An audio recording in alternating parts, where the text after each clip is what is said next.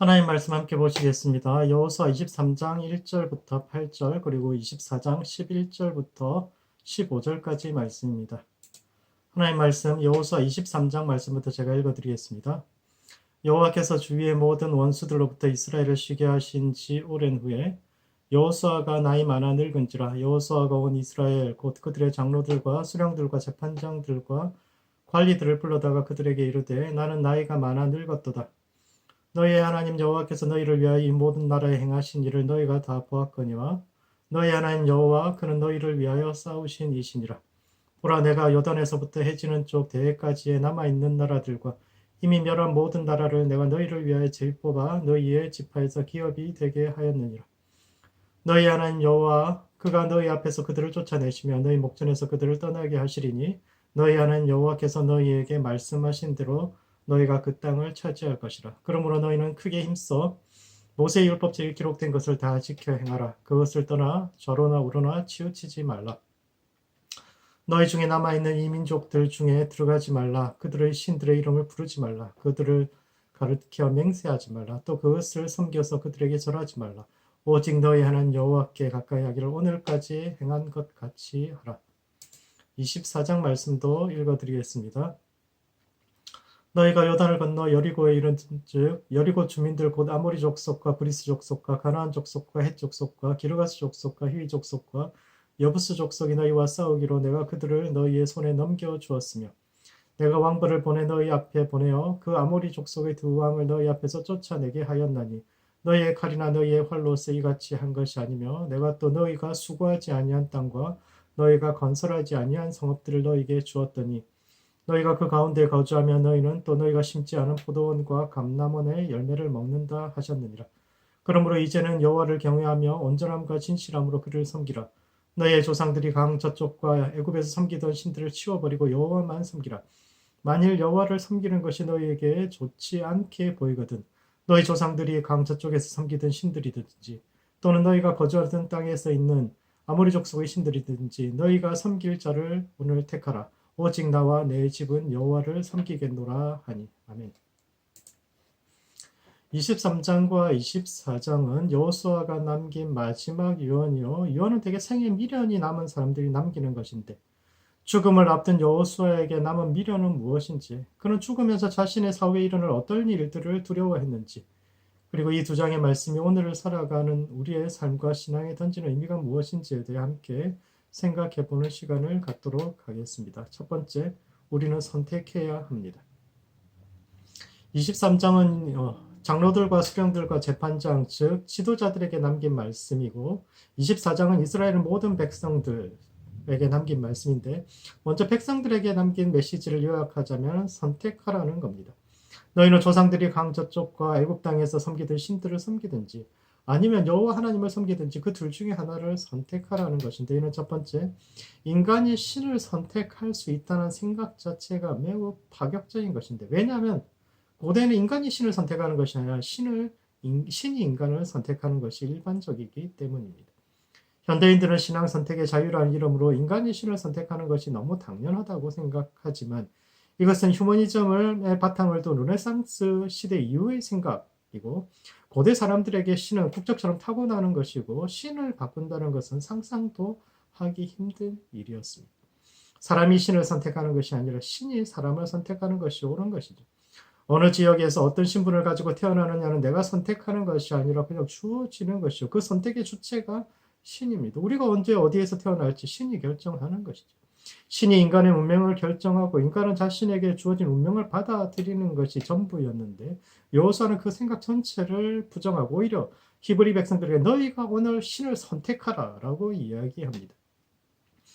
너희는 오늘 여호와를 섬기든지 아니면 강 건너편에서 섬기던 신이나 이집트의 신이나 너희가 지금 들어가는 가나안 땅의 신을 섬기든지 선택하라고 이야기하는데 왜 여호수아는 신을 선택하라고 이야기했을까요?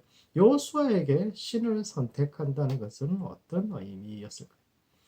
여호수아를 비롯한 히브리 사람들이 신을 선택할 수 있다고 생각한 이유는 아이러니하게도 그들이 신들로부터 버림받은 존재였기 때문입니다. 이집트에서 히브리 사람들은 그들을 보호해주는 신이 없는 불가촉 천민들이었습니다. 모세가 바로에게 찾아가서 우리가 광야로 가서 우리의 신에게 예배하겠다라고 이야기했을 때 바로가 너 그럴 필요가 없다라고 이야기했던 것은 너희는 그런 신을 섬길 자격조차 없는 존재들, 너희를 보호해준 신이 없다라는 이야기지. 그 시대의 신은 자신의 울타리 안에 들어와 있는 자들만을 축복할 뿐 울타리 바깥쪽에 있는 자들에게 무관심했는데 너희는 뭐 자기 울타리 안에 넣어주는 신이 없다라는 그런 뜻이었고, 그렇게 신들에게 버림받은 이들이 생각했던 것은 그렇게 자기 울타리 안에만 존재하는 자들을 보호하는 신은 진짜 신이 아니다라는 거죠. 히브리 사람들이 우리는 신을 선택하겠다라는 주장 속에는 신들은 그런 존재가 아니다라는 자각이 들어있는 겁니다.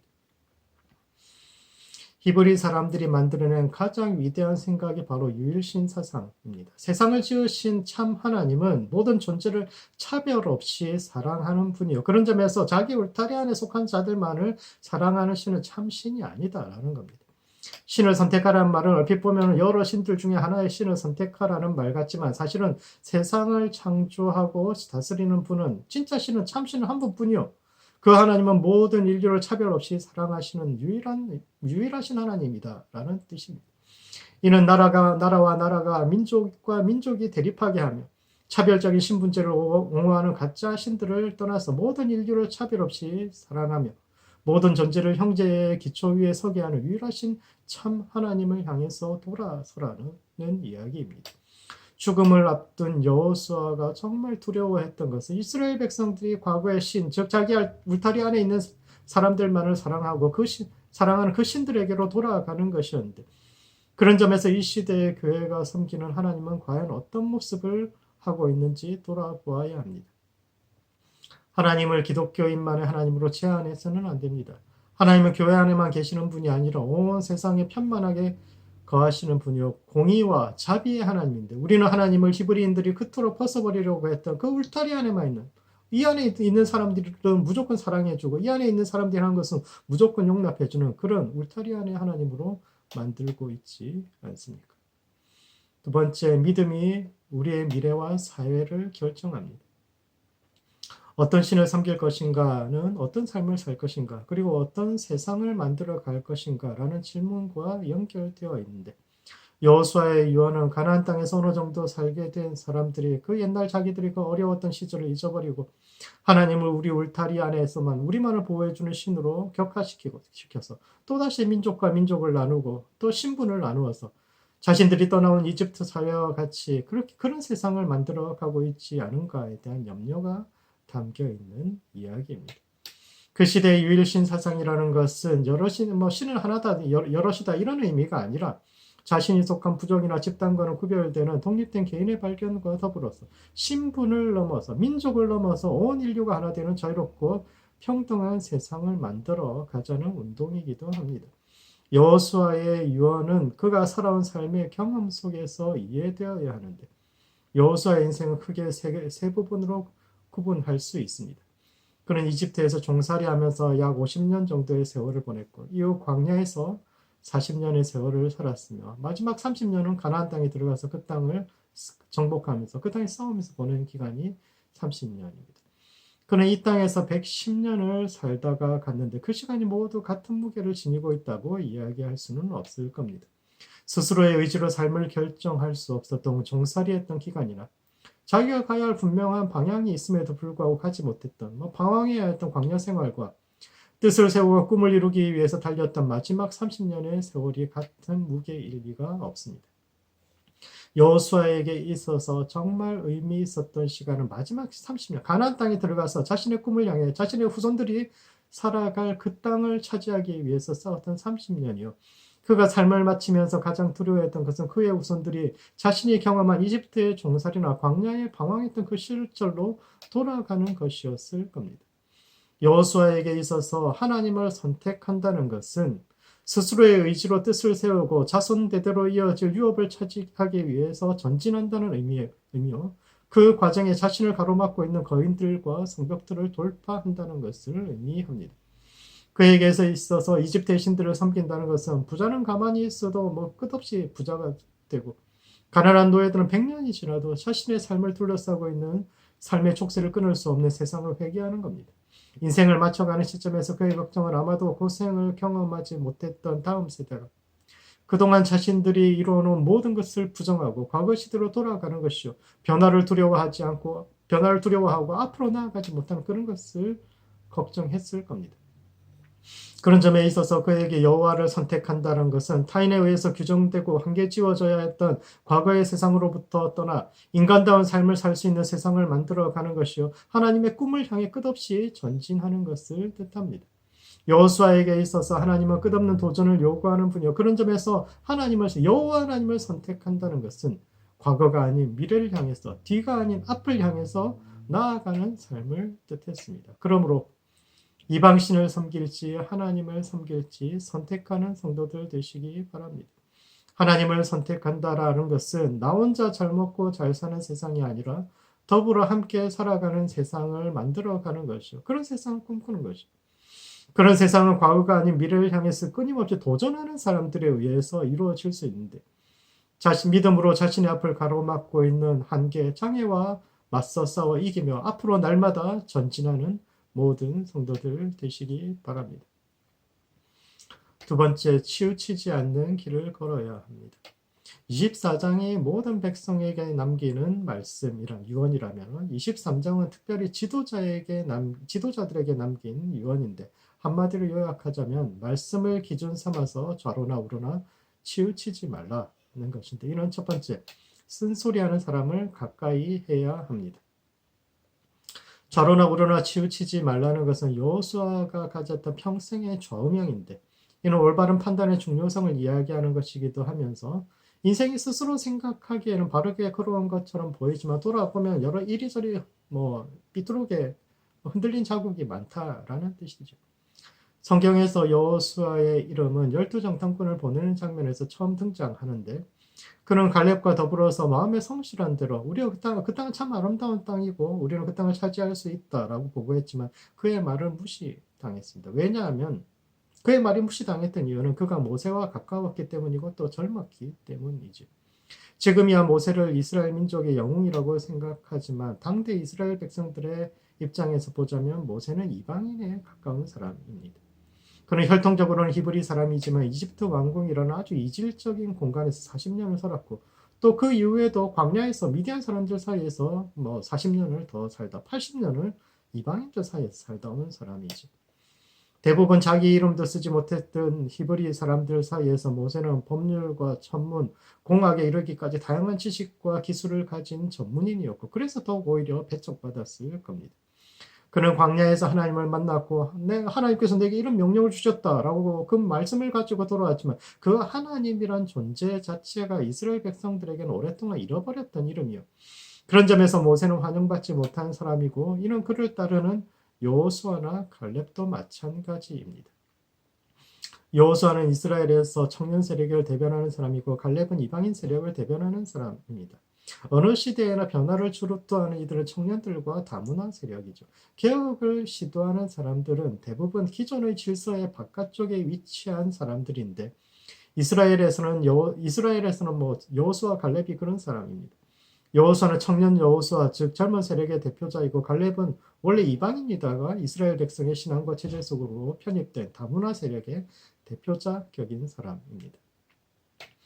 모세와 여호수아의 나이 차이가 30에서 한 35살 정도 됩니다. 즉 모세가 출애굽할 당시 여호수아의 나이 역시 45에서 50 정도로 당시 기준으로 결코 적지 않은 나이죠. 그 당시 50이면 할아버지 그런 나이인데 그럼에도 불구하고 그들은 늘 청년 여호수아라고 불렀던 이유는 그가 세상의 변화를 갈망하는 젊은이들의 생각을 대변하는 사람이었기 때문입니다. 모세에 비하면 젊기는 하지만 그럼에도 불구하고 적지 않은 나이인데도 늘 지금도 여호수아는 청년이라고 생각하는 이유는 그가 나이가 젊어서가 아니라 청년들의 생각, 시대의 변화를 바라는 그런 사람들의 생각을 대변하는 사람이기 때문이죠. 광야에서 이스라엘 백성들이 모세의 말을 거역했던 중요한 이유 중에 하나가 모세가 그들 중 하나가 아니다라는 어떤 그런 데서부터는 텃세 같은 것 때문입니다. 그런 이들을 보면서 여호수아는 늘 분개했죠. 여호수아는 변화가 필요하다는 것을 알지만 어떻게 변화해야 할지도 모르고 변화의 주체가 되지도 못하는 데서 오는 시기와 질투를 가진 사람들, 그래서 모세를 거역하는 사람들을 많이 보았고 그런 사람들과 가장 앞장서서 싸우면서 모세를 변호해 왔는데 그런 여호수아에게 모세가 남겼던 유언이 너는 좌로나 우로나 치우치지 말라라는 것인데, 이는 자신을 따르지 않는 사람들을 적으로 규정하지 말라는 겁니다. 흔히 사람들이 그러죠. 내 편 아니면 뭐 적이라고 생각하고 내 말에 반대하면 전부 다 나쁜 사람이라고 그렇게 그러지 말라는 겁니다.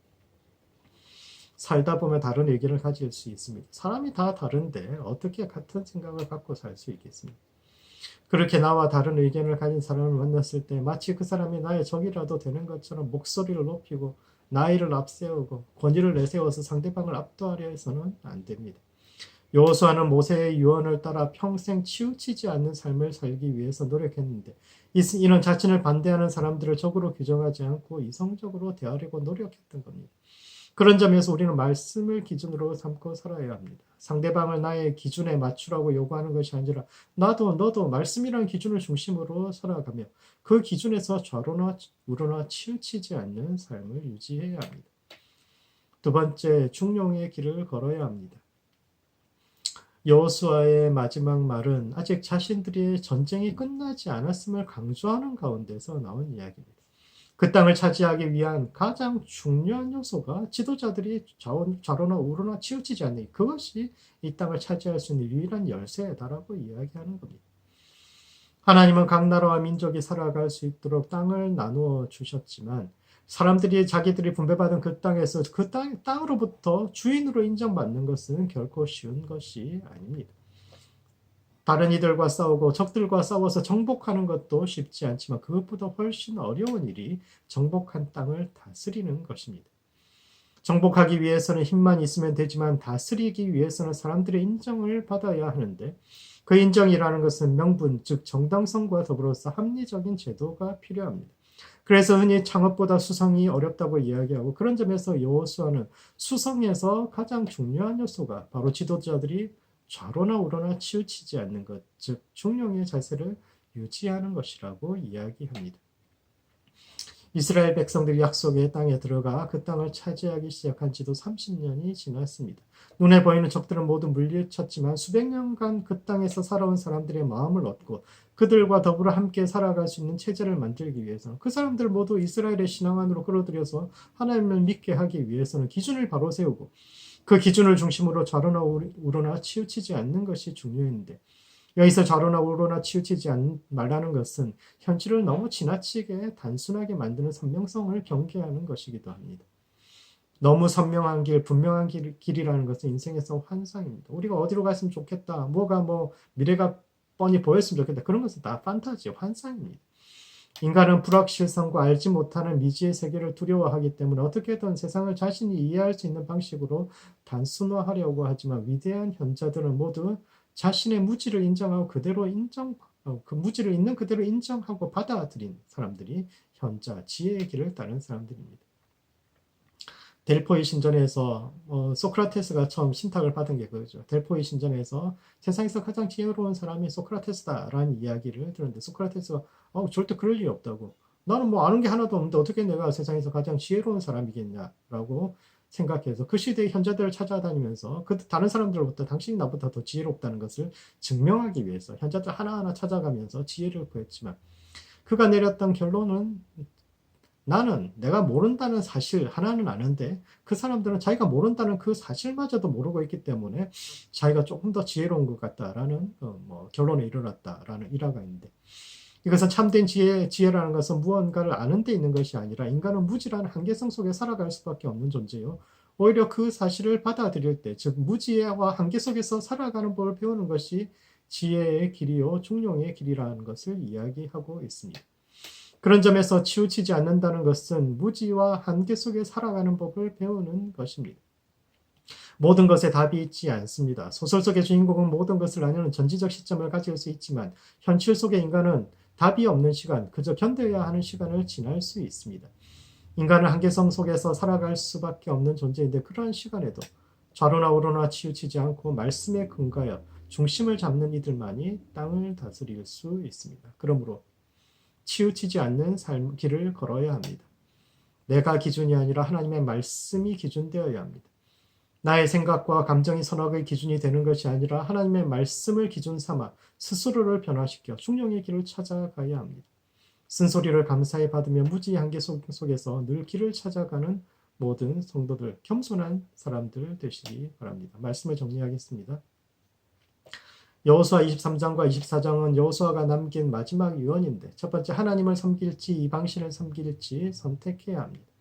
여호수아에게 하나님을 섬긴다는 것은 이집트적인 삶의 방식이나 도전을 회피했던 광야 시절로부터 떠나는 것이요 더불어 함께 살아가는 세상을 위해 늘 도전하는 삶을 사는 것이었는데 나의 믿음에서 하나님을 선택한다는 것이 어떤 것인지 깊이 생각해보는 모든 성도들 되시기 바랍니다.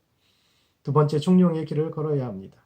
말씀을 기준으로 삼아 내게 쓴소리하는 이들을 감사히 받으며 불확실한 세상 속에서도 늘 최선의 길을 찾기 위해 노력하는 겸손한 성도들 되시기 바랍니다. 기도하시겠습니다. 기도하실 때는 먼저 중용의 길을 걷는 성도들 될 수 있도록 기도합시다. 말씀을 기준 삼아 좌로나 우로나 치우치지 않는 삶을 살아갈 수 있도록 기도하시고 두 번째, 오직 하나님만 섬기는 교회와 성도 되도록 나만 잘 먹고 잘 살면 된다는 이집트적인 사고방식이나 현실에 안주하고 타협하는 광야적 사고방식과 절연하고 겸손히 앞으로 나아가는 모든 성도들 될 수 있도록 서로를 위해서 함께 기도하시겠습니다.